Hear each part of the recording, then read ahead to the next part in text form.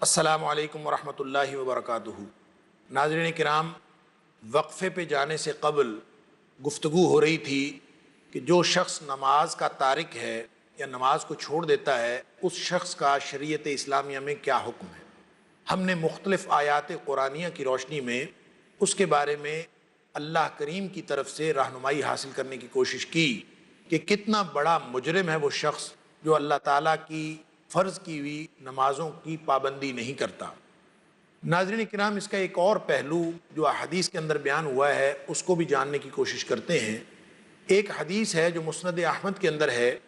اور صحیح حدیث ہے، ابو امامہ باہلی رضی اللہ تعالی عنہ اس کے راوی ہیں کہ نبی کریم صلی اللہ علیہ وآلہ وسلم نے فرمایا کہ لَتُنْقَضَنَّ عُرَى الْإِسْلَامِ عُرْوَةً عُرْوَةً، کہ قرب قیامت اسلام کی جو کڑیاں ہیں وہ ایک ایک کر کے ٹوٹتی چلی جائیں گی، لیکن اسلام کی کڑیاں جب ٹوٹیں گی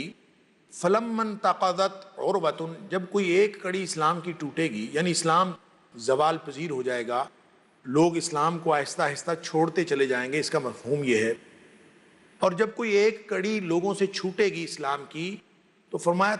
تشبث الناس باللتی تلیہا، لوگ اس کڑی کو چھوڑ کر اس سے جو نیچے والی کڑی ہوگی یعنی کمتر اسلام ہوگا اس کو قبول کر لیں گے۔ اسلام آہستہ آہستہ گویا لوگوں کی زندگیوں سے نکلتا چلا جائے گا، اور جب کبھی ایک بات ایک عمل ان سے چھوٹے گا وہ اس سے اگلا چھوٹا عمل کم معیار کا اسلام قبول کر لیں گے، اور یوں اسلام آہستہ آہستہ اس کی ساری کڑیاں ٹوٹتی چلی جائیں گی۔ پھر نبی پاک صلی اللہ علیہ وآلہ وسلم نے فرمایا اولہن نقدن، سب سے پہلی کڑی جو اسلام کی ٹوٹے گی، فرمایا الحکم، وہ یہ ہے کہ عدالتوں کے فیصلے اللہ کے قانون کے مطابق ہونا بند ہو جائیں گے، یعنی عدالتوں میں قانون غیر اللہ کا شروع ہو جائے گا۔ اور جب اس اجتماعی نظام میں، چونکہ اسلام ایک پورا ضابطہ ہے اور پورے اجتماعی نظام کی بنیاد رکھتا ہے، جب اس اجتماعی نظام میں خلل پیدا ہونا شروع ہوتا ہے تو اس کی سب سے پہلی بات یہ ہے کہ عدالتوں میں قانون غیر اللہ کا جاری ہو جاتا ہے، اسلام کے قانون کی بجائے لوگوں کا بنایا ہوا قانون، مین میڈ قانون جو ہے وہ شروع ہو جاتا ہے۔ فرمایا جب ایسا ماحول ہو جائے کہ عدالتوں میں قانون کسی اور کا چلنے لگے تو سمجھ لیجئے گا کہ اسلام کا زوال شروع ہو گیا ہے، اسلام کی کڑیاں ٹوٹنی شروع ہو گئیں۔ لیکن ہمارے موضوع کے اعتبار سے یہاں جو اگلی بات نبی پاک صلی اللہ علیہ وسلم نے فرمایا اس کے ساتھ ہمارے آج کے موضوع کا تعلق ہے کہ آپ نے فرمایا وَآخِرُهُنَّ الصَّلَاةُ، اسلام کی کڑیاں ٹوٹتی گئیں اور لوگ جو ہیں وہ چھوٹی سے چھوٹی کڑی پر براجمان ہوتے چلے گئے، اور یہ کرتے کرتے بالآخر جو آخری چیز رہ گئی جو اسلام کی آخری کڑی ہے، فرمایا وہ ہے نماز، الصلاۃ۔ اس کا مطلب یہ ہے اعلیٰ ترین اسلام یہ ہے کہ پوری زندگی کا اجتماعی نظام اللہ کے قانون کے مطابق چل رہا، اور ادنیٰ ترین اسلام یہ ہے کہ کوئی شخص جو ہے یا کسی معاشرے کے لوگ نماز کی پابندی کر رہے ہوں، اور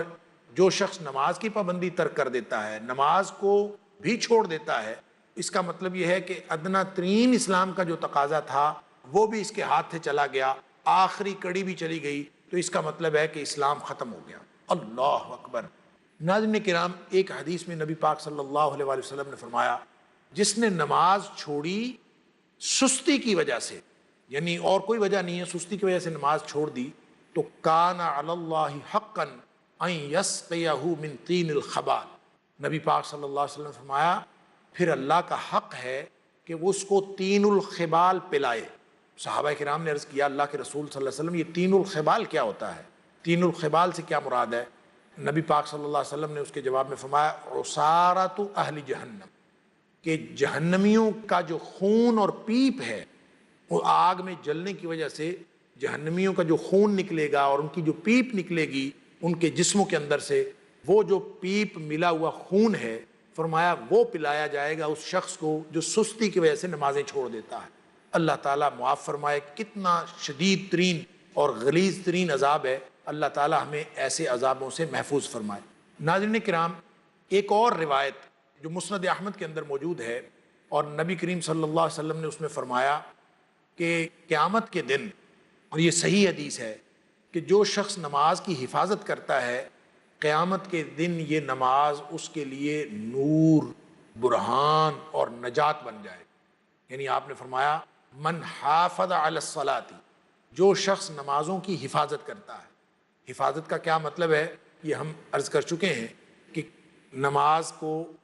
پورے تقاضوں کے ساتھ باجماعت ادا کرنا، اور خواتین گھروں میں اپنے ادا کریں اور پورے تقاضے پورے کریں، خشوع و خضوع پورا ہو، رکوع پورا ہو اور اللہ کے لیے ہو، ساری شرائط پوری ہوں، تو یہ ہے نماز کی حفاظت۔ من حافظ علی الصلاۃ،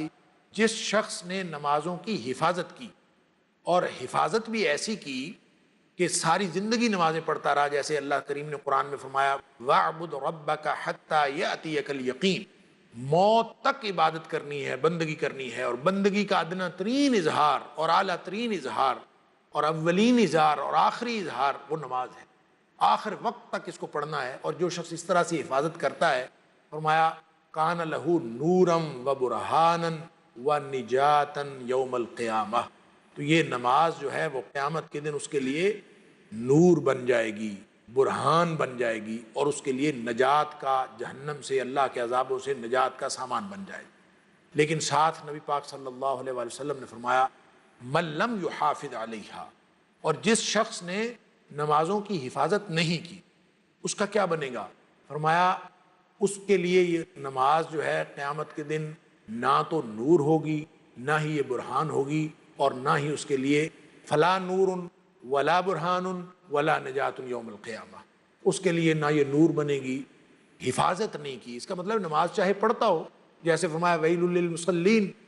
ایسے نمازیوں کے لیے بھی جہنم ہے، الذین هم عن صلاتهم ساہون، جو نمازی اپنی نمازوں سے غافل ہیں، نمازوں کی حفاظت نہیں کرتے۔ تو یہاں فرمایا کہ من لم یحافظ علیہا، جو شخص نمازوں کی حفاظت پوری طرح سے نہیں کر پایا، پڑھتا رہا تحفظ کے ساتھ، پورے اہتمام کے ساتھ نہیں پڑھتا رہا، تو فرمایا اس کا یہ جرم اتنا بڑا ہے کہ قیامت کے دن اس کی نماز نہ تو اس کے لیے نور بنے گی، نہ ہی اس کے لیے برہان بنے گی، اور نہ ہی اس کے لیے نجات کا سامان بنے گی۔ اور اس سے بھی بڑھ کر رسوائی اور ذلت اور عذاب کی بات یہ ہے، نبی پاک صلی اللہ علیہ وآلہ وسلم نے فرمایا کہ کان مع فرعون و حامان و قارون و امیہ بن خلف، نبی پاک صلی اللہ علیہ وسلم نے فرمایا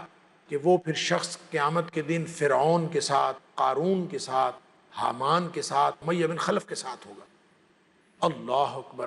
یعنی اتنی بڑی، ناظرین کرام، ذلت و رسوائی کی بات ہے۔ عذاب تو اپنی جگہ، لیکن اس کا جو شمار ہے اور اس کا جو حشر ہے، وہ بڑے بڑے جو کفار تاریخ کے گزرے ہیں، نبی کریم صلی اللہ علیہ وسلم نے فرمایا کہ یہ ان کے ساتھ اس کا حشر ہوگا۔ اس کی وجہ یہ ہے کہ نماز کا تارک تو ایسے ہے جیسے اس نے اللہ کی اتھارٹی کو چیلنج کر دیا، وہ اپنے آپ کو اللہ کا غلام نہیں سمجھتا، وہ اپنے آپ کو کسی اور کا غلام سمجھتا ہے۔ تو جو اللہ کی اتھارٹی کو چیلنج کرنے والا ہے، حق کو ٹھکرانے والا ہے، وہی سب سے بڑا متکبر ہوتا ہے، وہی سب سے بڑا جابر ہوتا ہے، وہی سب سے بڑا فرعون ہوتا ہے۔ نبی پاک صلی اللہ علیہ وآلہ وسلم کا یہ فرمان آپ سب کو معلوم ہے کہ اچھے کپڑے پہن لینا فخر و غرور اور کبر نہیں ہے، اور اعلیٰ قسم کی سواری رکھ لینا فخر اور غرور نہیں ہے، بلکہ فخر اور غرور اور کبر اور تکبر یہ ہے بطر الحق و غمت الناس، حق کو ٹھکرا دینا اور لوگوں کو حقیر جاننا۔ تو جو شخص اس طرح سے نمازوں کی تحقیر کرتا ہے، اللہ کے احکام کی تحقیر کرتا ہے، تو وہ واقعتاً اس قابل ہے کہ اس کا ٹھکانہ اور اس کا حشر ایسے لوگوں کے ساتھ ہو جو تاریخ کے بڑے بڑے متکبرین ہیں۔ اللہ تعالی ہمیں ایسے انجام سے محفوظ فرمائے۔ ناظرین کرام، حضرت عمر فاروق رضی اللہ تعالیٰ عنہ، جن کی اتھارٹی اور جن کی ہستی یہ ہے کہ نبی کریم صلی اللہ علیہ وآلہ وسلم ان کے اوپر اعتماد کرتے ہیں، وہ رائے دیتے ہیں، اللہ تعالیٰ قرآن بنا کے نازل کر دیتا ہے، اور نبی پاک صلی اللہ علیہ وسلم کا ان کے بارے میں فرمان کہ لو کان بعدی نبیا لکان عمر، کہ میرے بعد اگر کوئی نبی ہوتا تو وہ عمر فاروق رضی اللہ تعالیٰ عنہ ہوتے، جن کی اتھارٹی یہ ہے عمر فاروق رضی اللہ تعالیٰ عنہ کی۔ جب وہ خلیفہ تھے تو انہوں نے ایک خط لکھا سارے عمال کو۔ اندازہ فرمائیے حکومت کا یہ بھی ذمہ ہے، اور آج کل کی ہماری حکومتیں جو ہیں ان کو اس پر غور کرنے کی ضرورت ہے۔ عمر فاروق رضی اللہ تعالیٰ عنہ 22 لاکھ مربع میل کی سلطنت کے حکمران، وہ عمال کو خط لکھتے ہیں ان اہم امورکم عندی الصلاۃ، میرے نزدیک تم تمام عمال کا جو سب سے زیادہ اہم کام ہے، جو سب سے زیادہ اہم ذمہ داری ہے، وہ یہ ہے کہ تم نماز کا اہتمام کیا کرو، خود بھی نماز پڑھا کرو اور لوگوں کو بھی نمازیں پڑھوایا کرو، یہ سب سے بڑی ذمہ داری تمہاری یہ ہے۔ اور فرمایا من حافظھا وحافظ علیہا، جس نے نماز کی حفاظت کی اور لوگوں سے بھی اس کی حفاظت کروائی، فرمایا فقد حافظ دینہ، وہ ایسے ہی ہے جیسے اس نے اپنے دین کی حفاظت کر لی، گویا پورا دین اس کا تحفظ نماز کے تحفظ میں موجود ہے۔ ناظرین کرام، اللہ تعالیٰ سے دعا ہے کہ اللہ تعالیٰ ایسے لوگوں کو ہدایت نصیب فرمائے جو ترک نماز کے مرتکب ہوتے ہیں، اور اللہ تعالیٰ ہم سب کو انتہائی پابندی کے ساتھ نمازیں پڑھنے کی توفیق عطا فرمائے اور ویسا نمازی بنا دے، ہمیں بھی، ہماری اولادوں کو بھی، ہماری نسلوں کو بھی ایسا نمازی بنا دے جیسا اللہ کو پسند ہے۔ رب اجعلنی مقیم الصلاۃ ومن ذریتی، کہ اللہ مجھے بھی اور میری اولادوں کو بھی، یہ دعا سکھائی اللہ کریم نے قرآن میں بھی، کہ نماز قائم کرنے والا بنا دے۔ اللہ تعالیٰ ہم سب کو ایسا بنا دے۔ وآخر دعوانا ان الحمد للہ رب العالمین۔ اللہ اللہ یا ربی یا اللہ، اللہ یا ربی یا اللہ۔